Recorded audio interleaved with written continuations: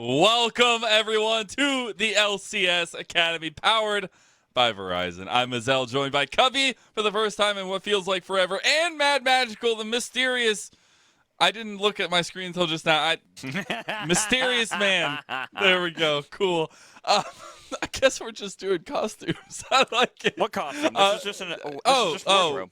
My bad. I forgot you just opened your new agency. But anyways, welcome to another day here in Academy. We are in week 6. It's the final day of week 6, and we obviously have a full slate of games ahead of us. So we'll get to that in just a little bit. But welcoming you on in here today, we got to talk a little bit about what's been going on, specifically for one team, because I think it's been really interesting to watch the come up of our evil geniuses here in the Academy system, Cubby.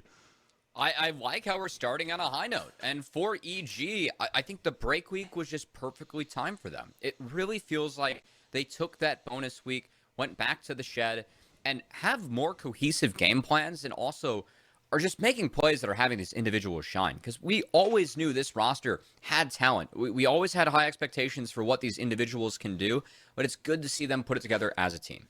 It's the expectations finally meeting the reality. That's what we've been asking for some time. And we got to see glimpses of that even last week. But yesterday, they really performed. The first game was really close between them and Immortals, but the second game was theirs all the way to the bank. They controlled that from the get-go. And honestly, it's just great to see this growth. Yeah, I think I want to give a special shout out to Tomio.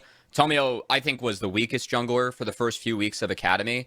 I think that this entire team has stepped up, but especially Tomio. He's been making big plays. We know this guy has hands. It's been really good to see some of that as EG have had better early game plans, have really kept games close early, and then have been coming together later to make sure that they're team fighting the way that we think this team can play. And I think a lot of it goes down to what Josh even called out yesterday on broadcast. When he was playing Bel'Veth, it seems like he finally found that identity to kind of like rotate around the map a little bit earlier, even if it's just the top to bot kind of strategy. The same goes for XU. These are players that really learned from a new style, a new champion that really has helped them in order to facilitate a better role within the team. Yeah, I think also looking at little shout out to Surdy there in the last play, but I don't know, it's a bit of a callback, but the specifically being able to whip out the Shyvana, being able to, little bias myself, reminisce to the LPL. Shyvana's good in the gangplank, man. Shanji. That's good. But also the fact that he is able to have the communication structure within that game, right, to have that play in topside, to then TP into the bottom play and make something happen. I think the whole team just functioning in a way we haven't necessarily seen them do all split long. So it's obviously really nice to see, and continue doing so, evil geniuses. We'll see what that run can end up getting you. We did also, continuing a little bit of an update on the day and update on the community, we had a very, very lovely submission in bias of Team Liquid Academy a little bit, but Rafa put a little bit of flair on it. Let's see what he's got in store for us.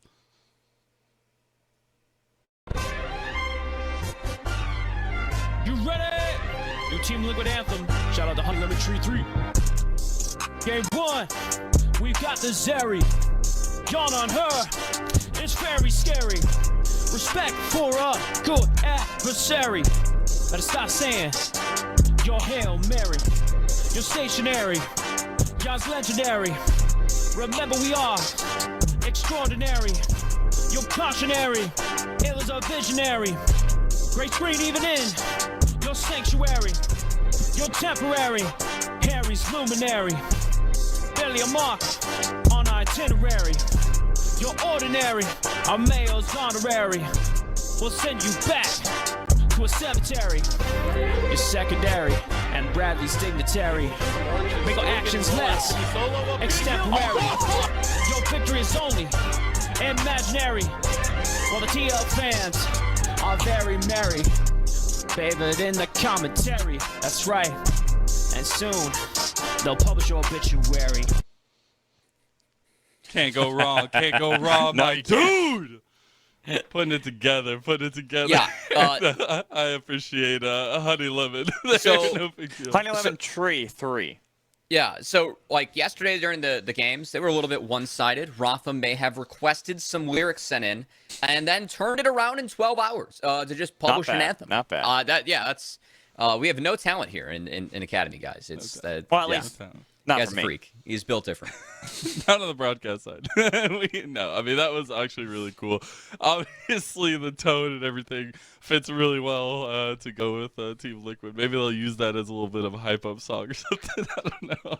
Hey, we'll see what their response is going to be. We also had a promotion into the LCS here from Dignitas Academy. Pretty big news for Spawn, the ADC of Dignitas Academy, not going to be in the LCS. We actually got to hear a little bit from you, Cubby, and Joshi about Spawn himself. So let's go ahead and take a look. The announcement that Dignitas would be starting Spawn this week was very exciting for Joshi and I. So we decided to put together a short video talking about Spawn's highlights in Academy. The first thing to know about Spawn is he's a naturally gifted teamfighter. In this clip, down 8k gold, IMT makes one mistake and Spawn punishes, deleting Gwen while dodging every cast of Needlework. From there, Spawn takes targets one at a time, and flashes to make a big play onto Pretty. It's just a stopwatch and an unraveled Earth that stops Spawn from unraveling IMT's entire gold lead. But his positioning and ability to DPS in fights is consistent. While Spawn's usually opted to be safer in fights, we've also seen him find more windows to go in. In this late game scenario against Golden Guardians, he maximizes his DPS as Kai'Sa until he finds the perfect chance to delete the Ezreal in the backline. Cap this off with baiting Corki into his death, makes for an easy late game teamfight and Nexus falling in favor of Dig A. Expect consistent performances and few positioning errors from Spawn in teamfights. Now to Joshi with more on how Spawn has improved his laning. Since his joining of Dignitas Academy in 2021, Spawn has made marked improvements in his ability to play as marksman. No longer is he simply the incredibly reliable AD carry that we always knew him to be. He is now stepping up, making aggressive plays, and creating win conditions for Dignitas. Coordinating with Mama Bear, his longtime duo partner JJ, Spawn has begun taking more risks because of his confidence in coming out ahead in the plays. Because of this, his first blood rate has increased from 19% in spring to 27% in summer. Now, this is against tough opponents like Tomo and Diamond, Carry and Smoothie, Misha and Breezy, and even Yon and Ayla. Trevor Spawn Taylor was already on my shortlist for most valuable prospect candidates, and as he continues to blossom into an aggressive playmaker, Spawn is absolutely ready to play in the LCS. Ready to play in the LCS. You heard it from our analysts themselves. What a nice little video, Cubby, and especially just the highlight on a nice player that I'm very, very excited to get a shot in the LCS here. Yeah, I mean, it feels like the TSM changes was partly due to injury and obviously some struggle. Dignitas, I know their record isn't exactly where they want it to be, but it really feels like this is a promotion based off the play that we've seen Spawn put up in this league. Yeah. He has been someone that we have consistently been advocating for, someone that I've been saying has been slept on. It's clear that Dignitas feels the same way, or at least feels good enough to put Spawn in the big leagues where I truly think he's ready. And I'm excited to see, especially in a meta where laning isn't as important. His ability to consistently team fight has always been the big highlight for Spawn. Excited that he gets the chance to show that on the big stage. Yeah, and kind of looking at Spawn, like, it's funny listening to Josh talk about him, because I like in that video alone, he talks about spring versus summer Spawn. Spring Spawn probably wouldn't look for those plays. Spring Spawn was more passive. His positioning was excellent, don't get me wrong. His positioning was fine. It just was never the flashy plays. Now in summer, we're seeing him willing to go for those dives, willing to try to see if he can go for first bloods right out of the gate. But it's also the confidence to know the plays so well that almost every single time it goes Spawn's way. I think that's the funniest part is like the consistency that was highlighted in the video that we're seeing, not just branched out of, but like that is a speaking consistent factor for Spawn, and seeing the intangibles, seeing everything else around that is really important to me, and seeing how he does that on the next level is always important. But speaking of all these upgrades, the promotions, everything happening in Academy, I think everything's a little bit chaotic at this point, but something that is always on our minds is the most valuable prospect, which words, but it is an interesting, especially in our case, conversation to have every split, because it's talking about the future. It's talking about what we see from players in the next few years, who will be getting the most wins, who will be the, franchise player of the future. And you also, have a nice little bit of hardware, but more so it's setting up the future of NA developmental and NA talent here, Cubby. I think it's a fun award, especially given the fact that the Dokla winning and doing so well on the big stage, I think gives it even more prestige. And the Dokla pick was something that kind of surprised a lot of people, just given the fact that Dokla had competed in LCS before. Obviously, we do have a lot of young talents in NA Academy, but we felt like it was Dokla because of the work that he put in and the improvement that he made throughout last split. I'm really excited to talk about the MVP, or our Academy Most Valuable Prospect, I should say, at this upcoming split, as we're getting a little sneak peek at what Stream A thinks. And I'm glad that Kangas and I are aligned. I got someone else on the Bucio train. Yeah, I was going to talk about that a little bit and ask you guys your MVPs and then talk about the other streams. But here we can talk about the Stream A picks, right? Like Bucio, obviously, in the front runner.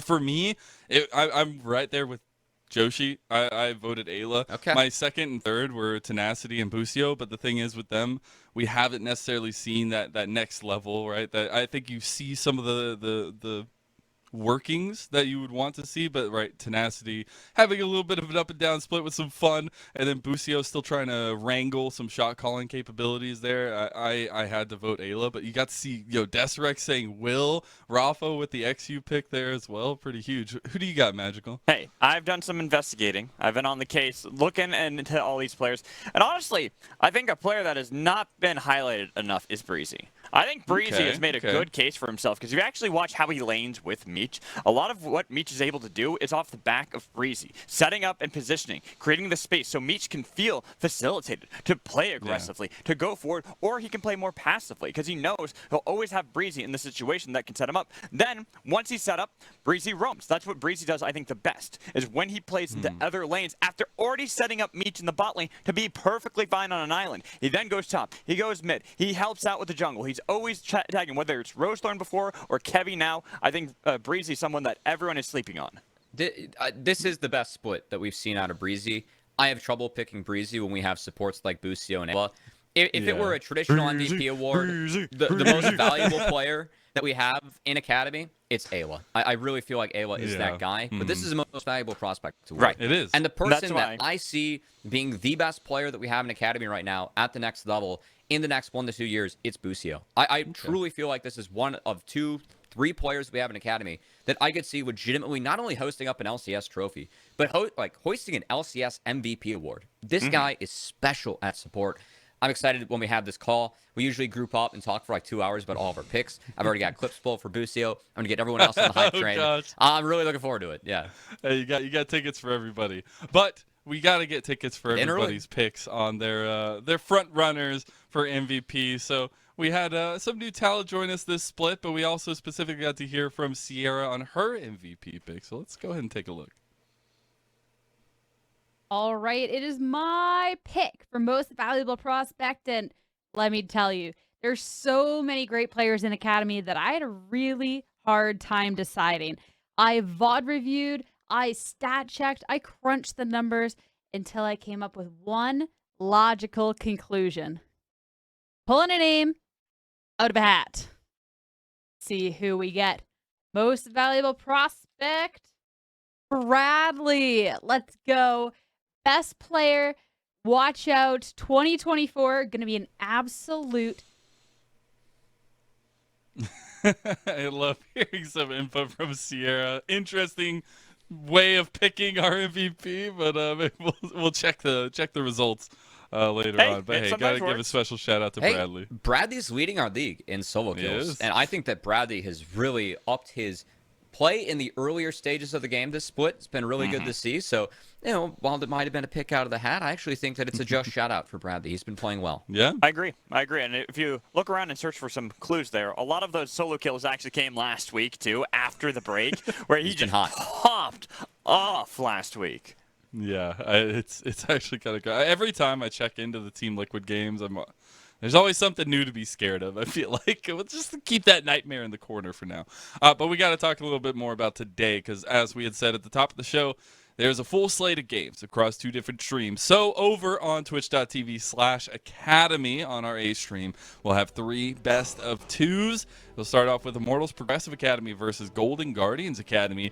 Then Team Liquid Honda Academy versus Dignitas Academy. Ooh. Rounding it out with Cloud9 Academy versus 100 Thieves Academy. That one's going to be an absolute banger. I am so glad that game is last and we can catch that from this stream. Absolutely. I cannot wait for that matchup. It was a split yesterday.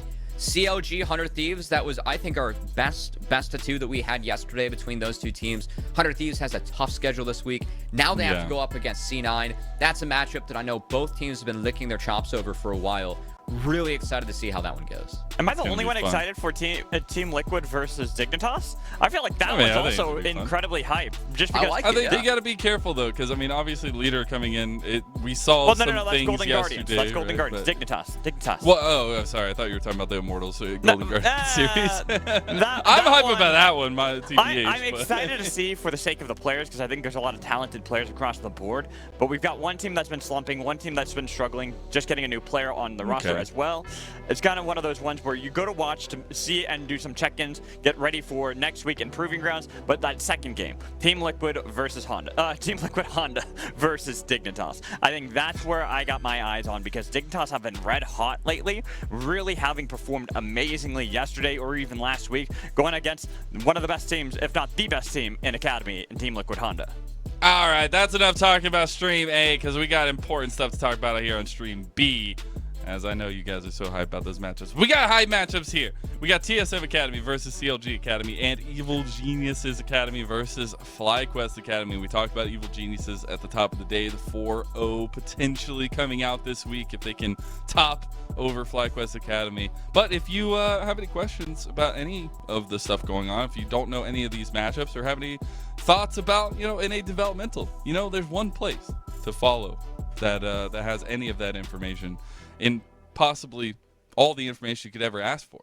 And it's at Path to LCS on Twitter. If you're not following already, please go do so. If you are following already, thank you so much for all the love we've already gotten. Content, anything, interviews, all that stuff, memes, posted, funny pictures of us, guys, posted on at Path to LCS. So Rafa made a rap for you in less than 12 hours. Please follow this account. Please. That is that is the payment for Rafa. We're gonna follow him, follow the account. Yes, there you go. We're going to boost the numbers. Yeah. If we don't get more than 50 followers because of it, he might not have a job. So no, we will not make any more raps, I guess, guys. Yeah, that might be punishment for the fans. But let's go ahead and get to it here. We have our first series of the day. It is CLG Academy versus TSM Academy. I think very differing ideals going into this one. You're looking for an obvious step up from TSM Academy where we're seeing a lot of pieces fluctuating, but at least trying to find some consistency in some way.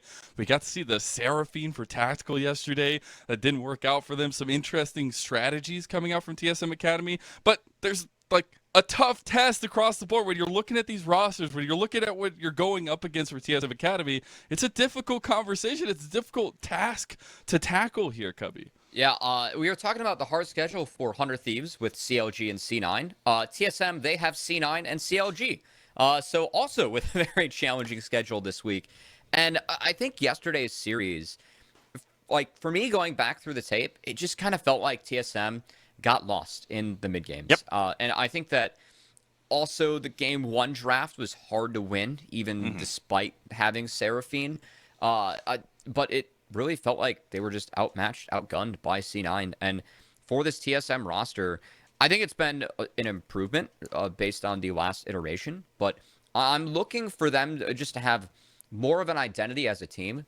Because I will say I did like the idea of the Cog Lulu. I think that Tactical stepping up was able to get a lot of damage down, but TSM just weren't able to play around that necessary. I think Tactical and Mia took a couple fights they shouldn't have around mid, ended up trading 1-for-1 and kind of killing some of the tempo that TSM could have had off that Cog Lulu. So whatever TSM pulls out, I'm just looking for a little bit more cohesiveness in the mid game. Their early game has been much improved. I just want to see them transition those leads into more wins. Well, see, then we got to ask the question about CLG, because we look at the series yesterday against 100 Thieves for CLG, and they, they played to the 100 Thieves style. The 100 Thieves style being chaos. But that's the problem. They played to that style, and it looked like they weren't comfortable on the map for most of the games. Like, Game 1 was just all over the place. Game 2, a bit more controlled. They had a better identity for their team. But we didn't get to see Kevy play like we saw last week, where he was able to really set up these solo laners, really build up both Jenkins and Triple. There was more of them on their own. They set up their own leads. They were able to do that, but you want to see him really help out, because I think that's what got them to struggle against 100 Thieves, is they didn't actually have enough support to really take those leads they gained just by their solo laners and transition that into the bot lane. Yeah, I think that's where we need to take a look back at some of that the Kevy clips, at least, that we've seen, and talk more about this guy that has come into this position and trying to bring the team together to some extent, right, Cubby? I think that Kevy had a nice couple of first series here in Academy. I think that so far, I mean, we've only had a sample size of 4 for Kevy. I think his first 2 series, he was very good. The last 2 left a little bit to be desired. And for Kevy, I mean, I think today is actually a tough matchup into Anda. I know that Anda has just entered Academy, but he's second in gold at 15, and we talked about TSM's improved early game. That's been off the back of Anda, his pathing, his decision-making. He is getting his team leads, and I want to see this match between Kevy and Anda, as it is 2 junglers that we have seen on the international stage. Kevy recently, and of course with 100 Thieves back when they went to Worlds in 2018, I believe was the year Anda was with them. So it's a good chance for both these junglers to, show some of the pathing we've seen from them early, and I want to see if Anda can continue to, have these plans. It's been very good for TSM Academy. And I think that's why when I look at Kevy, I'm really looking at him to step up like he did last week. Really play around the solo laners, because Anda is such a good controlled jungler. He makes sure to read. Like, even though it was an 0-2 that TSM faced against Cloud9 yesterday, if you look at that early game, Anda completely controlled Shaden. Shaden did not have anything he could do for the first 15 minutes in both games. Yeah, Anda's playing really well. Yeah, and I think that's who we obviously need to highlight next. When you're looking at crucial pieces to this matchup, it's Kevy, and it is Anda across the board here, Cubby. And like for Anda, it is a pickup that we feel like is just. And like Anda is someone that whenever he comes in Academy, and especially whenever the meta lands more towards magic damage junglers being available, I think Anda is very impressive. He makes great decisions.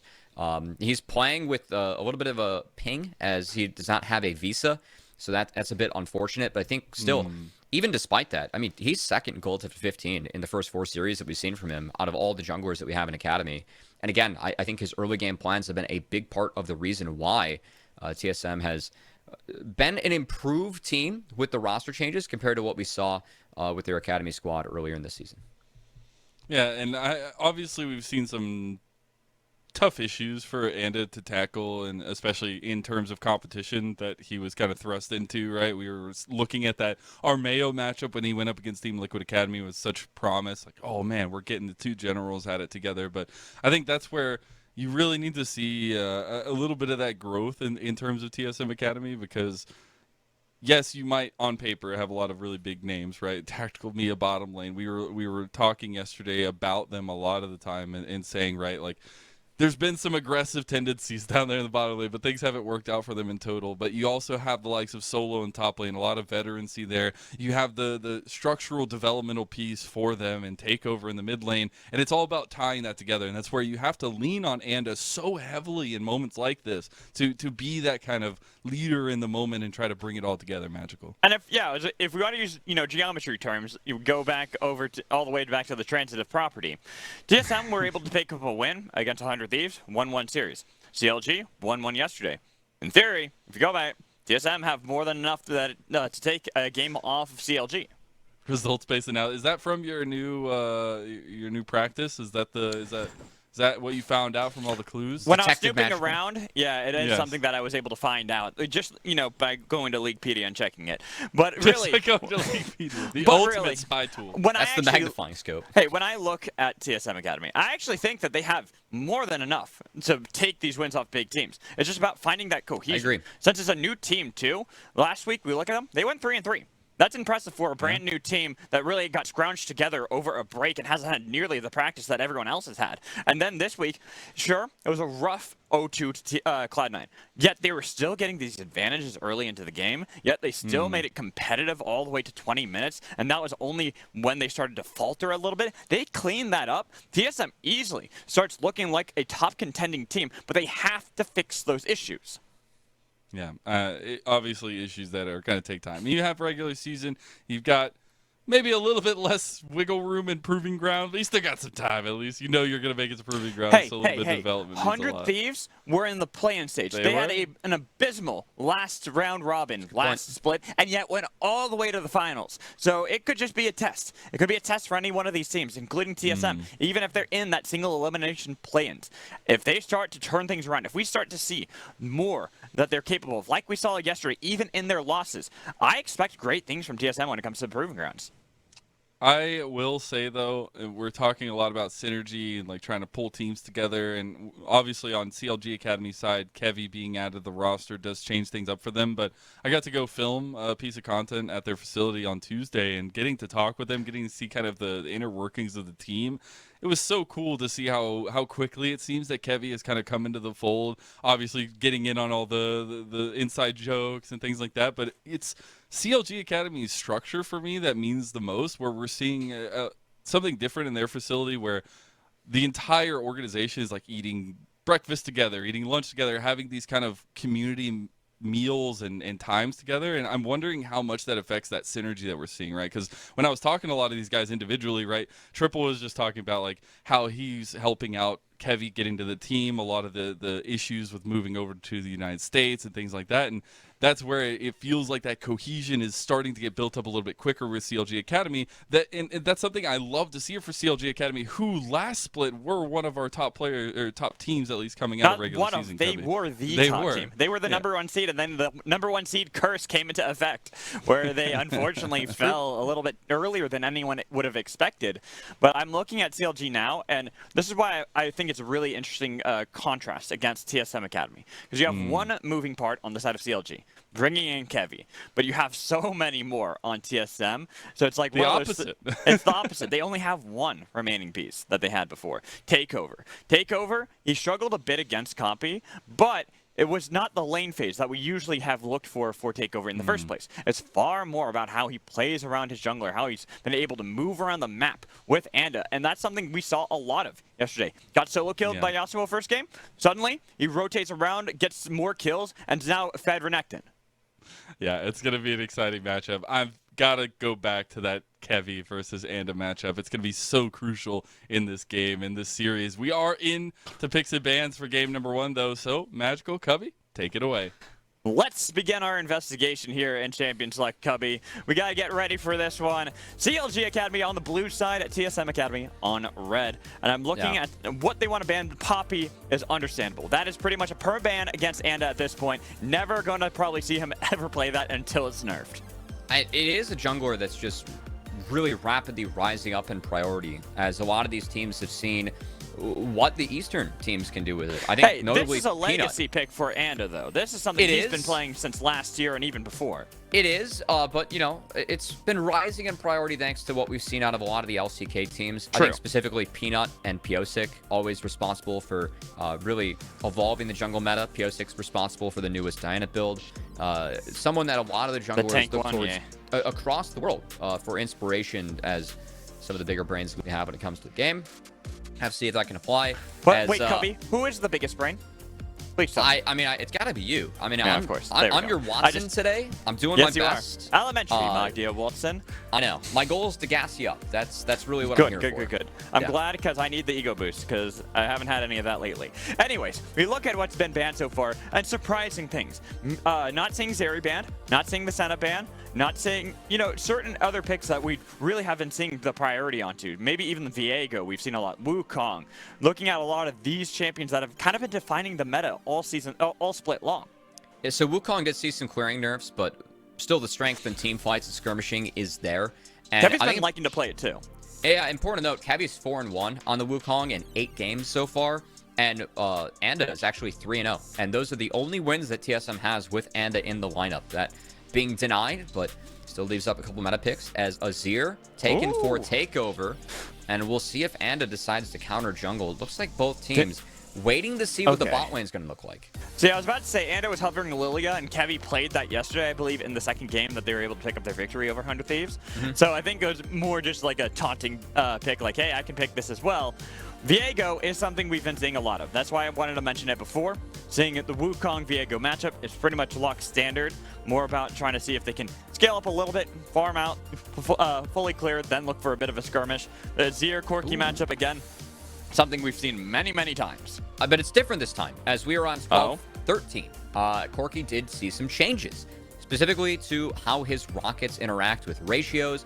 They lessened the magic damage ratio, so the AP ratio, and increased the AD ratio, I believe. I got to check on that. But changed up the rockets. That's what it was. What you can do is you can actually build the Ravenous Hydra second instead of third. And so we'll see if that ends up being the build that Triple goes for. Solo. You were tired of it, yeah. You didn't want any more Corki. I didn't want Corki, but I also didn't want Ornn. I wanted Shyvana. I'm enjoying the Shyvana counter matchup into Gangplank. That is way more fun than Ornn. It is. Solo's Ornn. It's been good. It's 2-0 in a CAD, and it's going to have to be good this game as Jenkins on that GP. But it's not Shyvana, Cubby. I know it's not, but they're looking for the win. They got to get the long-range engage here, Mad Magical. Okay, you got a point Shyvana there. can end up for wins, No, you got a point they there. need some gauge. Okay, I'll forfeit that to you. As we get into the second part of the band, A rare dub. since bot lane hasn't really been touched by either side, Lulu kind of trying to deny that Aphelios-Lulu combination, Lucian, the Lucian Nami that we've seen, even though Aphelios can go with some other things, we've seen like the Sorakas, the Jannas still paired up with it. I'm wondering if maybe CLG just decide to ban that away themselves, denying more of a traditional marksman to the side of tactical, and that Ezreal that normally pairs up with Karma. I'm wondering if that might get through too. That tells me that it's a Senna pick here for TSM if they are going to take away the Karma. Ezreal Karma, a really good 1-2 lane to play into Senna. See if that's the call for tactical if he wants to go for something else. I know, Zeri's up. And, I mean, some of the good pairings have been taken away, though, from the Zeri. And actually, this would be curious. Saving Marksman for last, So they are pretty much saying, now you have to pick Zeri, because if you don't pick Zeri, we're picking Zeri. Now, this is a bit of a deny from Breezy, as Rakan's been his most played and best champion. He's 4-1, played it in the win yesterday in CLG's second game against 100 Thieves Academy very well. It's good at picking backing off of the Wukong going in. So, Mia with a bit of a deny, but this does give Breezy the chance to counter. I really like Enchantress lanes into Rakan. A couple of them have been banned away in the Lulu and the Karma. But you could get creative. Yeah, I don't love Janna into Ornazir. But Zillion's really good here. If they wanted to go Zillion and get crazy. I do like the Zillion. That's a Busio special. You know, we'll see if Breezy is comfortable having that one in the pocket. Usually we don't see that from Breezy. We could saw always it see him go for a yesterday, Braum. though, by C9. C9 played the Zillion bot lane. Destiny picked that, so it's not out of the ordinary to react to that. But now, going for more of a traditional counter to Rakan with that Leona. So this is comfort for Breezy. It's one of the Breezy's most played champs in his career. It was his best champ in spring. Behind the Rakan, I will say, and also a traditional counter matchup, as Braum would have been another option, can take away the Ornn horns, but now I would love to see Tactical take the Jinx. I was asking for a Jinx ban because I thought it would maybe set up a Zeri, but Jinx outranges Aphelios. You can deal with the GP barrels a little bit, and you have a Zir Ornn for Peel. So I like this pickup for TSM, and it gives Tactical that big long-range late-game carry, and we'll see if Tactical, up to the challenge, does have to dodge out on the barrels and a Wukong combo, but I think Tactical has enough peel that he should be up to it with TSM. This is what I like to call the non-traditional Juggernaut composition, where you have Jinx, and you have these great peel tactics that you can utilize. Rakan, even though he can engage really well, he can also disengage. Ornn, the long-range non-committal engage and disengage. Viego, you probably want diving in the backline anyways, but then the Emperor's Divide from Azir all works to try to protect Tactical. I think that, to me, that's what I see from TSM that they really need to make sure they're doing, is keeping Tactical in this little bubble that nobody can touch. I think something that could really help that for TSM's game plan, set Jenkins Gangplank behind. You can make early ganks on the GP with Ornn, with Viego. If GP gets big, his ability to deal with both Azir and Jinx this game could be dire, and it's Jenkins Gangplank, one of the better top laners that we have in Academy. His GP has been fantastic this season. Great setup for it this game. And we'll have to see how well Jenkins performs on one of his most comfortable champions outside of Kennen on Gangplank. Should bring a lot of power going into this game against TSM Academy. We've decided to go with tactical on a traditional marksman, hyper carry Jinx. And for tactical, I know that the community has been critical of tactical and his positioning, walking up. I gotta say, for me, when I think back to tactical and the good moments that we've seen from tactical in his career, those have always involved stepping up in team fights for me. It's always been him going aggressive at angles where we didn't think a marksman could go aggressive, but tactical sees it and he's able to pull it off. And when I see a player like that, I want to build up their confidence. I want to make sure that they're able to feel good stepping up, have some swagger when it comes to stepping up, and at the right times. Now, I think that tactical definitely has pushed the envelope on that, has done that at times where he can't, but also when he decides that there is a point that he sees and the team doesn't, sometimes you have to follow that. Sometimes you have to put faith in this guy. He does have the hands. He was an elite marksman in the LCS paired up with Core JJ on TL. Got to see if Tactical can return to that form. Academy, it's a good chance for him to build up some confidence. And this is a good comp to enable Tactical to carry this game. Want to see if TSM can play around that. But it starts off on the top side of the map. Triple will be able to get a ward right outside of Raptors a bit late, so they'll understand the positioning of Anda, which sets Jenkins in a little bit of a safer territory. Not nearly feeling as threatened, because he'll be able to spot out if Anda's going to go to the Raptors right away, or if he's going to be one of those rare red buff Grug top lane starts.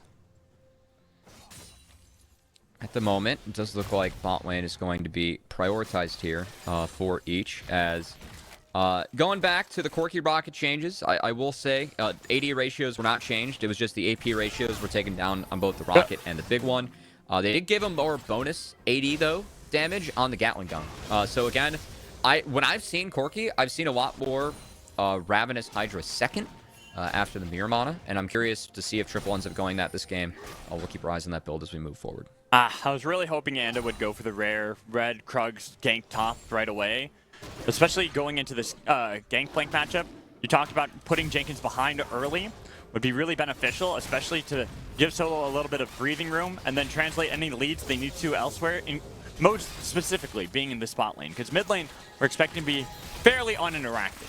Mostly just clearing from both sides. That's kind of what we've gotten used to when it comes to the Corki Azir meta. That's really this bot lane that you want to make sure you're snowballing out of control for TSM. Getting the Gangplank behind is a good start, but then setting up tactical for victory is the next big step. This mid-lane matchup, while it might be Corki Azir, I think it still was fun because it actually is our second and third best laning mids that we have in the league, at least statistically. Triple second, Gold F15, and Takeover, despite TSM's struggles, third, as Takeover. That's impressive. I think, Can we just say how impressive that is? It says a lot about Takeover's play, and I think one of the big steps for Takeover this split has been the fact that his champion pool has expanded. That was the biggest knock on him when it came to his time in LCS, or maybe the decision that TSM made to get Maple instead of just sticking with Takeover in the LCS was his champion pool. Azir's one of the champions that he has really upped his play on and rounded out his mage play as someone that is this fantastic melee carry. So another game where Takeover could see that Azir step up and be really big, as it's been a 2-2 so far this split. That's pretty good for a team sitting 7-21 in the standings. Well, and think back to when he had that amazing Shurima shuffle right behind. That was absolutely gorgeous out of him. It shows how well he's developed here in Academy, how far he's come as a player. You can see now Anda is playing around controlling Kevi right around Takeover, so that way Takeover is going to be perfectly fine, does not have to fear that Kevi will gank. Yeah, Anda had a base, so was just trying to get up in the face of Wukong. And honestly, by Anda seeing Wukong step back there, love this from Anda. He's going to go hit the blast plant and go take the second Gromp, which of course has increased experience on the respawn. So Anda, very intelligent pathing again, able to find Kevi, reverse clearing to get that first crab, forces him out, takes a camp away, and is ahead in the jungle matchup. And see, it might not seem like the flashiest of plays, you know, the most amazing, wow, look what he did. But the fact that he's already looking to control Kevy in this small incremental fashion is what we've always looked towards Anda as being strongest at. Always trying to make sure that he can set up his laners, but Kevy is going to be able to show up towards Solo, who just dashes away, will be fine. Smart word there by Solo, as that saves his life. We'll get the control ward as well, as Solo's going to feel really nice about that. Looking bot though, CLG, they do have a level advantage.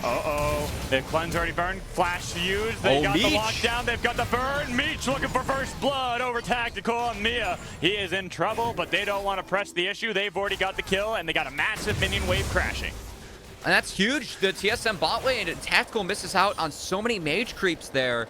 Gonna fall very far behind, and man, the CLG bot lane, we've been singing their praises. Again, Meech, one of the strongest marksmen that we have, especially in the laning phase. With Breezy, CLG, they're the second best early game team in the league. Meech and Breezy have been a big part of that, and the movement from Meech to dodge out on the chompers there was superb. Why do you think I always like to praise Breezy Level in the advantage. spot lane? Look at how he focuses on a Tactical there to set up Meech. Well, watch him walk around the chompers, though. As the chompers, they fall just short, so he walks backwards, dodges out on that, able to flash forward and take down Tactical. Really good stuff from CLG. And again, this is a simple play to make his bot lane. You have a stacking wave, and you are a level up on both bot laners. TSM's bot lane needs to respect that. That is a bad mistake from them. A good punish from CLG as they find first blood. As you can tell, that Anda now realizing that, looking to hover around this bot lane, try to help out just a bit more. He's got that level advantage over Kevy, so it will make it a little bit more difficult despite Meech having that level lead over Tactical. Don't really want to see if they can fully press the issue. Mid lane's pushing pretty hard. Breezy will venture up and kind of spot this out. They cannon barrage. You go for the wall. It's going to be the fight secure, and then the re-engage. Oh no, Meech is in trouble. Can you disengage? Can you save his life? Meech finally burns to Anda. Now they've got the damage. Can they turn it around on Anda? Anda surviving with a stolen soul. How does he do it? As Breezy will be the next target. Dashing in, getting the flash away. And that setup for CLG, I mean, they had cannon barrage. They had the numbers, but weren't able to make it happen. Live, man? But Triple didn't join the fight. Triple, he's staying mid. Takeover had push, wasn't able to hop in. That's the big difference. As let's take another look. Meech is missing summoner spells. This time, Tactical chains the choppers perfectly, and Triple just is never able to get involved. As Takeover is there first, and hit 6. He's up 2 levels now on the jungler of CLG. As Anda's had a huge start to this game, and him setting Kevy behind Mad Magical, that was the big difference in that play. The fact that he got access to 6, the fact that Takeover was there, that's what allowed TSM to wipe that fight. Like I said, it is not flashy. It is not in-your-face action, but it's slow, incremental leads he gains over his opponent to force plays like that, where Triple couldn't show up. Kevy was a level behind Anda, and suddenly they're now up in gold. They have ballooned this lead and even gotten a good amount of gold back for Tactical, who had suffered getting first blooded earlier. Yeah, Anda doing his coach Smithy proud. Speaking of junglers that competed at Worlds in 20. Oh no, Tactical. Oh boy. You didn't have any friends, Bait. Why are you out like that? Tactical, I was trying to hype you up, build some confidence, being able to step up at the right time. Okay, we can That's still not the do right that. We time can to still step do up. that. Yeah, we can still build them not up. the right time to step up. But yeah, that was, yeah, you know what? Everyone makes mistakes. It just happens. At least Anda still looking for control over Kevy. Even fighting over the 3rd Gromp of the game in the top side. So Kevy still losing out in experience. Look at the difference in CS between these junglers. Man, Anda, this counter pick, using it so well, as he was able to net the Dragon, was able to net the first Herald, and able to net TSM a decent gold, not a gold lead. The only thing preventing it from being a gold lead is really CLG's bot lane at this point, that magical. Let's take a trip down memory lane, shall we, with Anda. Ooh, when we look okay. back at Anda, what is one of the first orgs that, well, not the first org, but one of the orgs recently that really stands out to you that you remember him being on? no org. Exactly. And when we looked at how he played on No Org, Rip No a lot Org. of people were highlighting Viper. Viper is a fantastic player, but it was Anda, always in the shadows, always this player that didn't get nearly the praise he deserved for setting up the entirety of No Org. And that's why we briefly saw him back in Academy, but and when he got dropped, I didn't understand it. He's such a good player. And look where he is right now. He's there set up to try to see if he can save Tactical's life, who's nearly dead, but they turn it around into 1-for-1 fight. But Anda making sure the play is safe. Cannon barrage, big there from Jenkins, able to make that a 1-for-1 as now Jenkins, he's missing his ult. Solo. Ignite. That's Ignite. Solo, that's a lot of damage. You could probably dive that, my dude. Not gonna dive it. Breezy, just gonna pull the waves. So it's okay denying the base as 10 minutes into the game, Mad Magical. Kills back and forth, pretty even. Me likey, Gotta say, me likey. I know, you're a fan. I think for me, eyes on Anda. Has Rift Herald, very ahead in the jungle. Let's see if Anda can, stay ahead and get the resets that he needs in fights to make these team fights easy for the side of TSM. Whereas the person that can shut everything down, it's Meech. It could be the Meech show this game at Magical. As a 2-2-1 on the Aphelios to set Jenkins, or Jenkins about to be set behind, I should say. And Heartbreaker doesn't even burn it. He's just like, Not needed. He doesn't even get Solo the assist bolo. for Solo.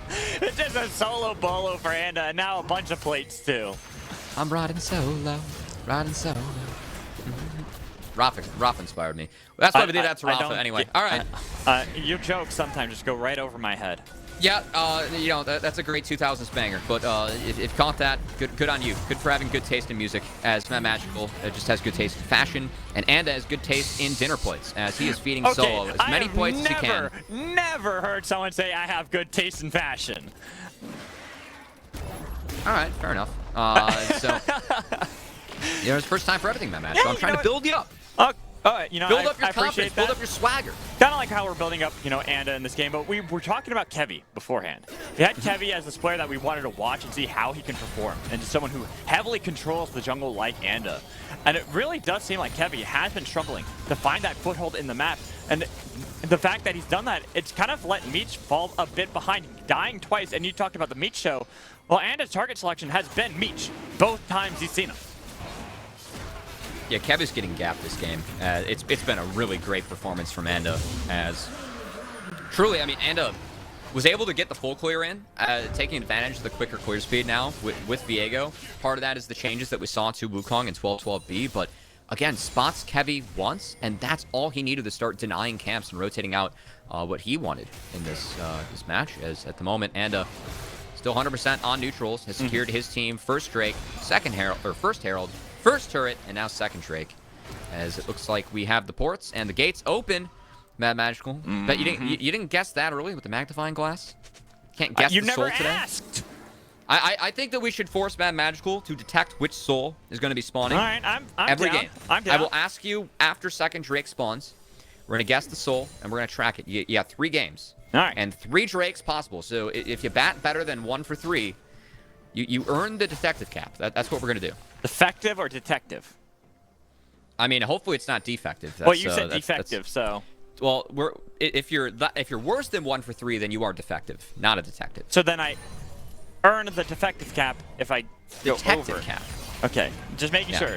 This is like a who's on first situation. Oh man. You know that routine that Abbott can sell? Of course I do. Yeah, who's on first, what's on second, I don't know what's on third. Anyways, take over. Gonna have to Shurima shuffle out of there. Not gonna be the one who's on first this time. So that is what is happening in the spot lane. Because Mia took a lot of damage, and guess who is here? Right place, right time. Anda, his reads on the map seem so consistent. Looking to see if he can get Meech, but Meech, nice sidestep, flashing away. The flash comes in from Breezy as well to deny the gank from being successful this time around. But Summoner's blown across the board for CLG Academy. All right, Meech is still yet to lose a 50-50 reaction flash. As nice sidestep. Yeah, Meech's reaction time, guys, it really is special. It's one of the crazier parts about him and his play. So keep your eyes out for that throughout these games. I've yet to see this guy lose a 50-50 in Academy. Seriously, it's ridiculous. As at the moment, we'll see if TSM ends up flipping this 50-50, as it could be a 3v3 if they decide to dive. Anda. I was wondering if they'd even port down takeover. Yeah, that's kind of what I was looking at, and I like this read from Anda. Just saying, you know what, it's not worth it. They've got too much setup. They're not low. so that we can instantly burst them and then turn around to anybody who tries to assist. And I think this is good from Anda because he's already helped his top laner win. Took first brick. Solo is way ahead of the power curve in terms of items. So Jenkins is now kind of stuck under his own inner turret in the top lane. Solo has total control of the top side. And so Anda making sure that Tactical just gets a good base. Even if they don't get the dive off, that's still a big win for TSM because keep in mind, Tactical's going to be the one pumping out the majority of the damage in the later stages of the game. And has to be able to, he's really the only one that can try and deal with Gangplank barrels. So that's going to be very important that TSM can keep Tactical healthy in these fights and make sure that he's ahead of the power curve. If that happens, it's really big. So let's do a check-in on top lane, because you talked about a good point of attack for TSM at the very beginning of the game would have been top lane. They did attack it once and were able to get a full turret off of it. Would you say that that's enough to put Jenkins behind for quite some time so Tactical can start getting back into this game? Oh, God, yeah. Jenkins isn't going to be relevant in this game until he gets LDR. That's when he can maybe sniff out, trying to shove out this lane. Because, see, look at how aggressive Solo's playing. He was able to take away the Gromp right in front of his face. Jenkins, the one bang didn't get him there as he tried to bring that gun to a sword fight. Not going to do it, but... I like that reference. Yeah, we're trying to build up the Path to LCS cinematic universe here at Magical. First it was Kangas, now it's you. As, any response to that? No, yeah, just make it all about me. I like that. I thought I'd get a reaction out of you for that. No. Make it all about me. That's good. Cold. Good. Okay. I just am happy with that. You take what you can get. Right now, Heavy is doing the exact same thing. He's just taking some Raptors, but he doesn't have any river control. Topside maybe a little bit, but look at where Solo's playing. He's acting as though they have full control. We'll see if Triple ends up grabbing a package to contest here. As the good news for TSM, they do have quite a few ways they can get package out of Corki. That is important, and we got to keep our eyes on Solo. Oh, I like this. Solo, he just showed. They know. Yeah, they showed. So now it's risky for Triple to do anything. They're making sure he can't back efficiently because they don't want to lose that full structure mid lane, and it's delaying the timer.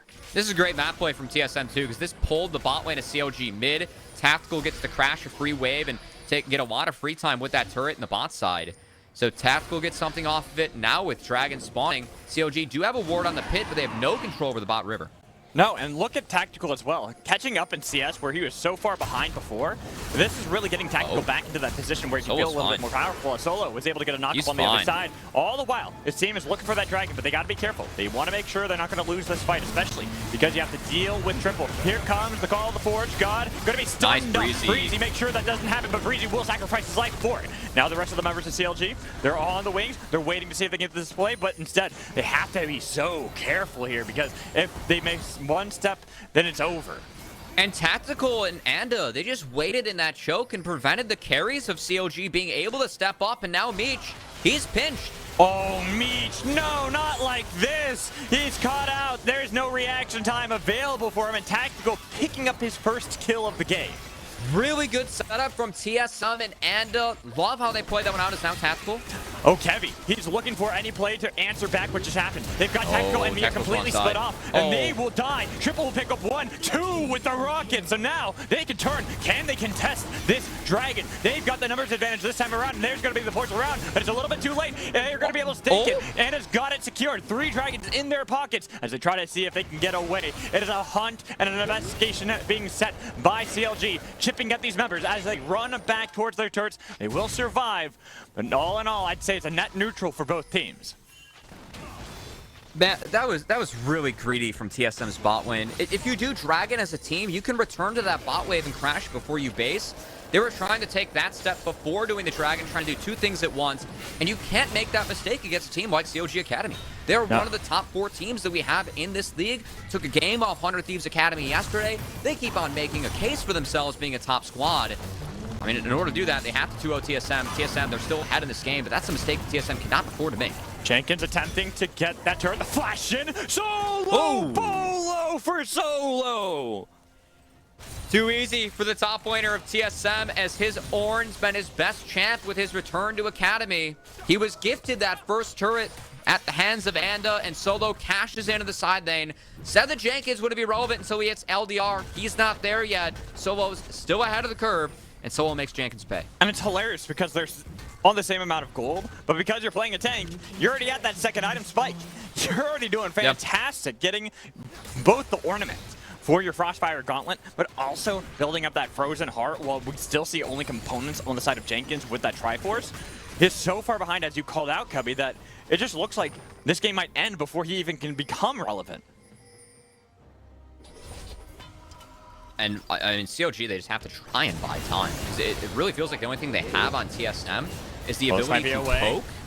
Takeover, Breezy. flashing. He's already used. Oh, nice use of the Emperor Survive. But Breezy making sure that those rockets continue to connect. Well played from Breezy with the engage on Leona. Used his sums very well there. Able to make sure that that ends up connecting as a kill for Takeover. But Tactical, he gets excited, takes the mid outer turret in response to TSM still finding plays, even despite CLG finding good picks.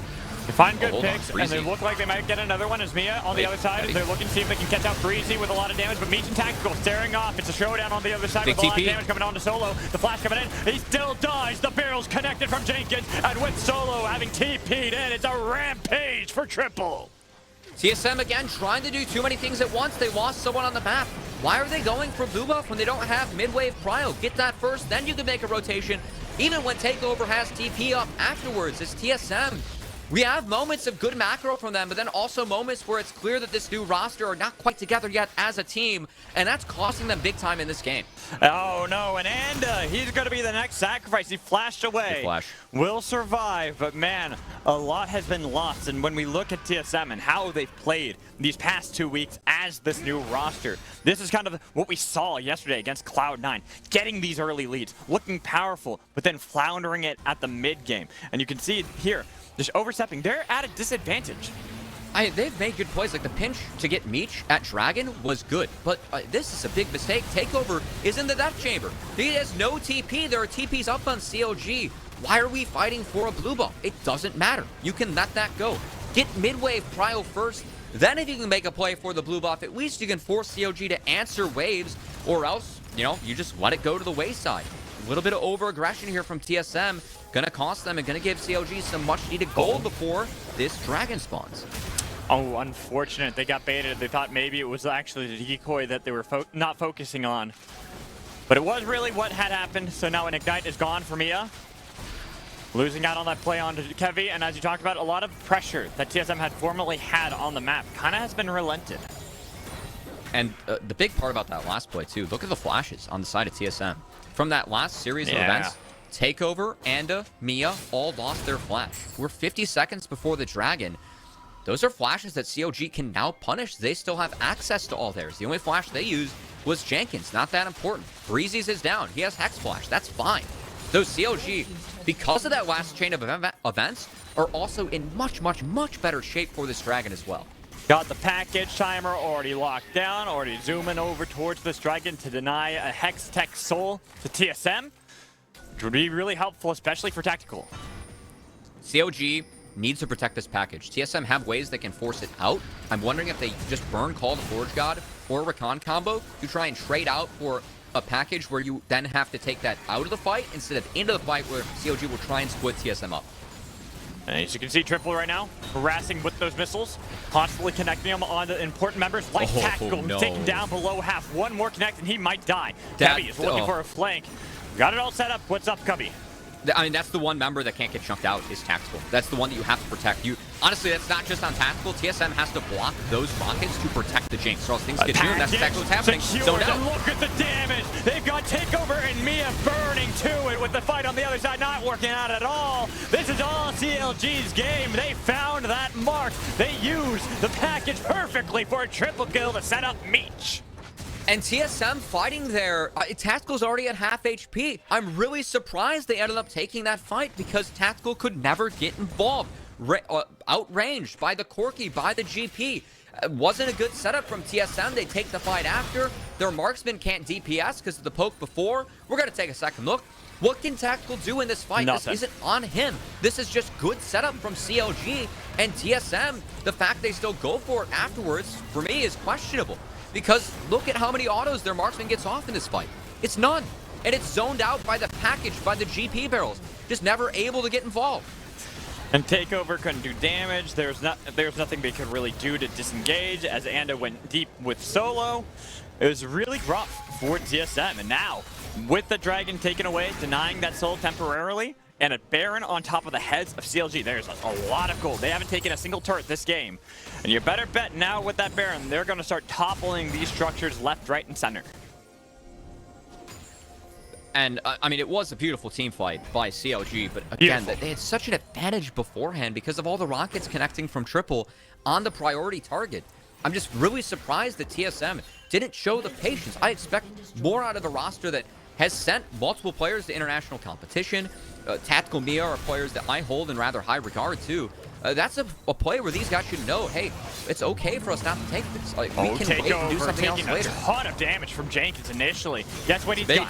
He's got that Lord Dominic's regard that you were talking about, how powerful he can be with that. And you can see he's disengaging against two members. Well, a fight happens in mid lane looking for Breezy. But TSM, this is not a play you really wanted to work for, or unless you can get Tactical go excited. He's got the damage. Kevi now kiting back. This could be TSM's time to shine. Or Meech, he gets away. He's getting the damage. He's following it up. Meech, they're so low. Kevi wants to set it up. They've got the minions with the Baron helping them out. But do they commit to the dive? Tripple's here. He needs to connect just a couple of rockets onto these members and they can sacrifice everybody. But CLG, they've gotten them out. They got essentially the kills by purely poking them down.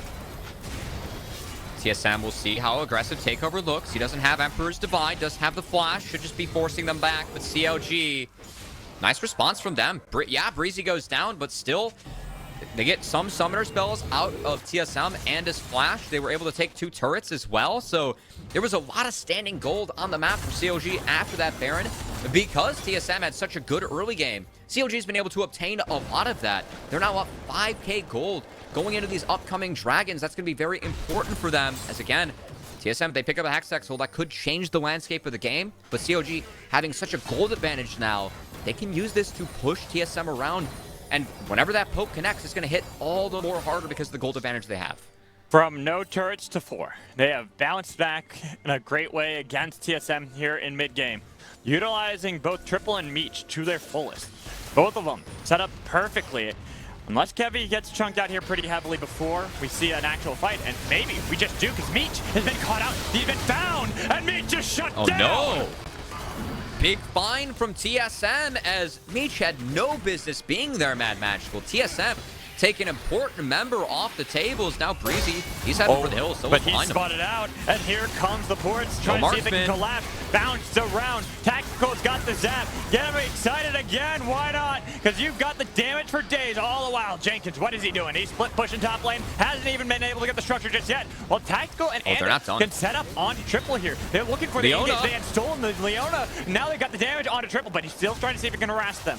Tactical hasn't been able to get that damage on top of him, so instead they'll turn back to trade turrets. And we talked so much about TSM fighting when Tactical was too low. Their CLG, they lose their marksman. TSM see that. They're like, we can punish. We can push hard as they find Breezy on the back half, who was setting up for a flank early vision as well. Talked so much about gold injections for CLG being important before these objective setups. TSM just got some gold back in their pockets as well. We'll show the scoreboards. I think Tactical was able to finish an IE off that last fight. That's massive for Jinx going into this next one. Big power spike for Tactical. We'll see if he can dodge out on these quirky rockets and keep his health bar up for this fight, as the last one was so important that he wasn't able to DPS for the side of CLG. See if TSM can change that, as they have great control over the bot river early.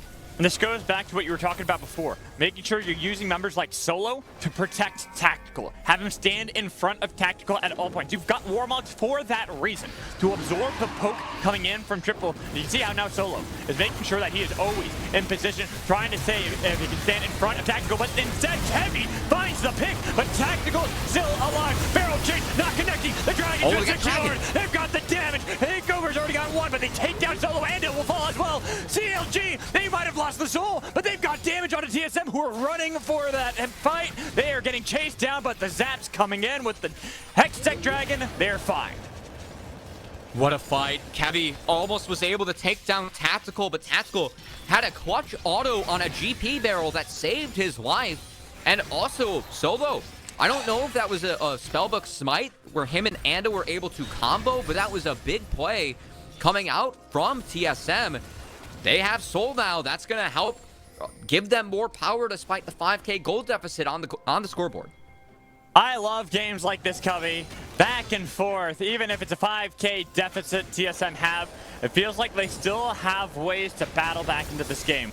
3-item Jinx, you got 3-item Azir as well. They can find a good pick like they've done so in these past few fights. They can easily turn onto that Baron once it spawns and immediately burn it. Take a second look. I really like how Kevy just goes past the chompers as he's able to find Tactical. But the way that TSM was able to peel for Tactical this time was much better, and that's the big auto that Tactical hit on the barrel. Very clutch. As Solo was able to pick up the Dragon, no package. But the fight split at this moment, and Meech was untouched the entire time. And Jenkins was pretty much the sole bouncer in the fight for the back side of TSM. We talked about how good Gangplank can be into Azir, into Jinx. The barrels are just crippling for these champions that lack a lot of movement as well and need to stay still to auto. Jenkins was really, really big in that fight to make sure that CLG were able to come out on top. And now 30 minutes into the game, second Baron of the game having spawned. A little bit of a dance around it, but the pick, this is what we're talking about. Another pick for TSM. Jenkins will fall to Tactical. Big find from Tactical. He steps up at the right time in the later stages of the game, Bad Magicals. That's going to open up Baron for TSM. Easily. I just said how fast they can burn that. When you have a Jinx and an Azir on your team, it will melt. And I love seeing that from Tactical. Again, Hex Tech Soul. You can step up your Jinx, your level 15. You have the range.